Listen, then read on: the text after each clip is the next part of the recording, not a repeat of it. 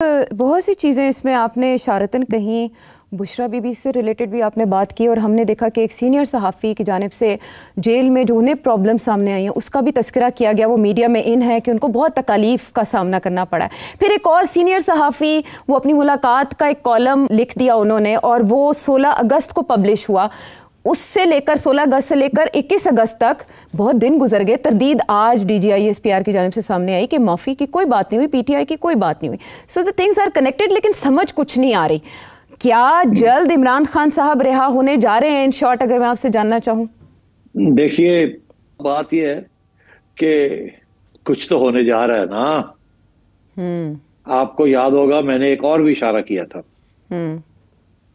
जब कुछ मुलाकातें हुई थी व्हाइट हाउस में जी, तो लोग कुछ बातें बाहर आई थी और मैंने कहा था कुछ बातें हैं जो बाहर नहीं आई, जो आधे घंटे जो प्राइवेट मीटिंग थी उसमें बातें हुई होंगी, मगर उसको खुफिया रखा गया और उसका भी नतीजा आपको सामने नजर आएगा। तो अब अगर जिसको इंटरेस्ट है वो जाके सुन ले मैंने क्या कहा था, मैं उसको दोहराता नहीं। मसला तो है ना इमरान खान का जी, और कैसे पाकिस्तान आगे आगे बढ़ेगा जब तक ये मसले का हल न निकले। अच्छा, अब वो इस हल निकलने के लिए दो हाथ की ताली की जरूरत है, मगर दोनों हाथ तैयार नहीं है ताली लगाने के लिए। इसलिए बहुत सी चीजें उससे पहले होनी पड़ेगी, कुछ कॉन्फिडेंस बिल्डिंग मेजर्स होने पड़ेंगे बिफोर कोई सोल्यूशन की तरफ आगे बढ़ा जाए। तो ये जो आपने जजमेंट सुप्रीम कोर्ट की सुनी है और अगर उनके वकीलों की बात मानी जाए कि अगली हेयरिंग में, एक दो हेयरिंग्स के अंदर उन्हें इस्लामाबाद हाई कोर्ट से कोई रिलीफ मिल जाए किसी और केस में, तो आप समझ लीजिएगा ना, फिर ये सियासत का तकाजा है। खान साहब भी इस बात को समझते हैं, बेशतर लोग PTI में नहीं समझते, मगर बहुत से डॉट्स है, अगर आप उनको कनेक्ट करें तो आपको समझ आ जाती है कि कुछ ना कुछ तो होने जा रहा है, कुछ ना कुछ तो होने जा रहा है। अब वो क्या होने जा रहा है, मेरा ख्याल है मैं उधर नहीं जाता। फिर वो मेरे ऊपर तनकीद आनी शुरू हो जाएगी हर किस्म की, कहीं इधर से आएगी, उधर से आएगी, और शायद जो काम होने जा रहा है वो भी शायद रुक ना जाए। मगर बात सीधी सी है कि इस वक्त पाकिस्तान को अपना घर जो है ना उसको ठीक करना है। घर ठीक होगा तो फिर आगे फॉरेन पॉलिसी चलेगी। और फॉरेन पॉलिसी इस वक्त बड़े मुश्किल हालात में है जो आसान भी हो सकते हैं, मगर उसके लिए the whole of the nation को साथ चलना पड़ेगा। ये नहीं हो सकता कि कोई फैसले हो जाएं जिसके अंदर PTI हामी ना बने। बहुत कुछ होने जा रहा है, वो अगले सेशन में हम डिस्कस करते हैं क्या होने जा रहा है, जिसमें पाकिस्तान का रोल बड़ा इंपॉर्टेंट होगा और खसूसन पाकिस्तान की अफवाज पाकिस्तान का रोल बड़ा इंपॉर्टेंट होगा। तो इसलिए आई थिंक कोई ना कोई CBMs कॉन्फिडेंस बिल्डिंग मेजर्स तो शुरू हो गए हैं और इसका इशारा मैंने पहले कर दिया था, और क्योंकि बात वहां से शुरू हुई थी। तो अब सूरत हाल ये है कि आहिस्ता आहिस्ता आप देखें जो भी फैसले आते हैं जुडिशरी के, आप समझिएगा कि those are decisions in the right order, और उसको वहां उसी हद तक उसको इंटरप्रेट करना चाहिए, ना उससे कम ना उससे ज्यादा।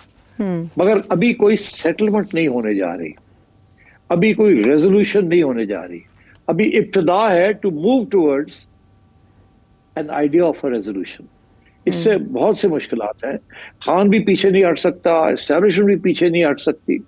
तो कैसे आगे बढ़ना है, तो छोटे छोटे कदम उठाने पड़ेंगे आहिस्ता आहिस्ता, और वक्त लगेगा, बेबी स्टेप, और वो वक्त जो है 2-3 साल लग सकते हैं, मगर वो आहिस्ता आहिस्ता काम चलेगा।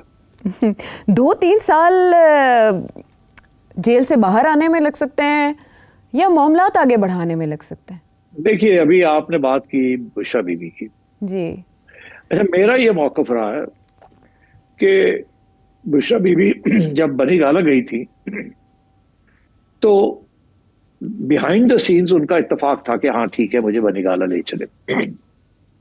मेरा मौक़िफ़ ये था कि बनी गाला इसलिए लेके गए उनको क्योंकि वहां बातचीत करनी थी खुफिया। वो जेल में तो खुफिया बातचीत नहीं हो सकती, ना आना जाना मुश्किल हो जाता। तो फिर उसके बाद जब उनको तब्दील किया बनी गाला से टू जेल, तो उस वक्त बहुत से शक शुबात शुरू हो गए थे लोगों के ज़हन में कि शायद बुशरा बीबी मिल गई हैं, कोई मुका कर रही हैं। इसलिए फिर मेरा ख्याल है उनकी अपनी रिक्वेस्ट थी कि इनको हटाया जाए, यहाँ से वापस जेल कर दिया जाए, और जो बात आगे बढ़ाना चाह रहे थे वो रुक गई थी, इसलिए वो डेडलॉक हो गया था, तो वो फिर उनको वापस भेज दिया। अब ये जो सारा माहौल बन रहा है कि जी वो उनकी जेल कंडीशंस ठीक नहीं है, उनको ये तकलीफ है, उनको वो तकलीफ है, उनको सी क्लास पे रखा वगैरह वगैरह। आप समझिए कि ये इशारे हो रहे हैं कि या तो उन्हें बनीगाला तब्दील कर दिया जाए या अस्पताल तब्दील कर दिया जाए।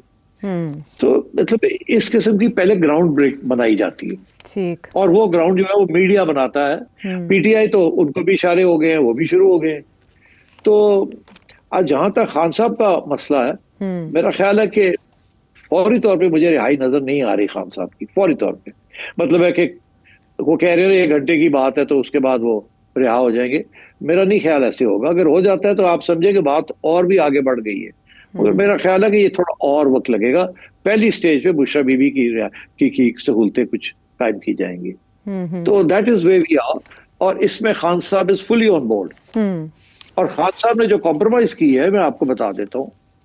खान साहब ने कॉम्प्रोमाइज ये किया कि सेनेट के अंदर उन्होंने वो बंदा लगा दिया, लीडर ऑफ द ऑपोजिशन, जो कि एस्टैब्लिशमेंट के बड़ा करीब है।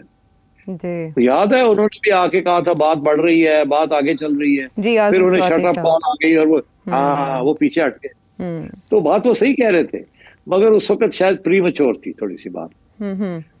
तो इसलिए उनको वहां खान साहब ने कर दिया कि ठीक है जी, बात करने के लिए आप हैं, और आपको और हमें ये इंप्रेशन देने के लिए कि मैं तो हार्ड लाइन ले रहा हूँ, तो उन्होंने किसी और को नामजद कर दिया नेशनल असेंबली में, Mahmood Achakzai, anti establishment, Mahmood Khan anti establishment.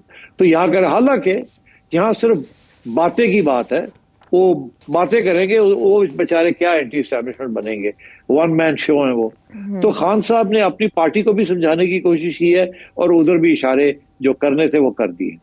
तो मेरा ख्याल है ये टॉक टॉक फाइट फाइट वाली बात है, मगर as we moving forward talk talk बढ़ती जाएगी और फाइट फाइट कम होती जाएगी। जिस तरह आप सीबीएम्स की बात करें, छोटे छोटे बेबी स्टेप्स उठाए जाएंगे, और उसी सिलसिले में हमने बैरिस्टर गौहर की एक बात सुनी कि हम इंसान हैं, फरिश्ते नहीं हैं, हमसे भी गलतियां हुई होंगी। हमने 9 मई की मजम्मत की है, बानी पीटीआई ने भी की है।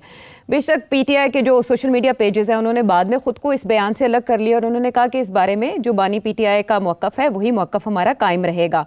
तो हवा में कोई ना कोई बातें चल रही थी जिससे तक़वियत मिलती है आपके एनालिसिस को भी। लेकिन सेठी साहब, जो एक बहुत बड़ा मामला इस वक्त खड़ा हो गया वो सहाफ़ती साख का भी है, एक बहुत बड़े सहाफ़ी की, जिनके बारे में ये कहना कि उन्होंने ज़ाती फ़ायदे के लिए ये सब कुछ घड़ा है। मुझे आपसे ये जानना है कि 2 घंटे की बकौल उनके कॉलम के कि उन्होंने गुफ्तगू की फील्ड मार्शल से, क्या उन्हें वो खुद तक रखनी चाहिए थी और इस तरह से पब्लिक नहीं करनी चाहिए थी? अब तो इदारे की तरफ से या उनकी तरफ से भी मौक़िफ़ आना ज़रूरी हो गया, वो कायम रहेंगे अपनी खबर पर?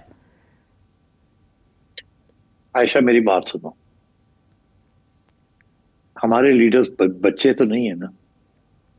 जब वो कोई बात कहते हैं तो सोच के कहते हैं ना, उसके पीछे कोई सोच होती है। मेरा ख्याल है बात यहीं तक छोड़ देनी चाहिए, इससे आगे जाएंगे तो शायद गड़बड़ ना हो जाए। मगर जो बात समझने वाली होती है वो समझ लेनी चाहिए। अब सवाल यह है कि वड़ाई साहब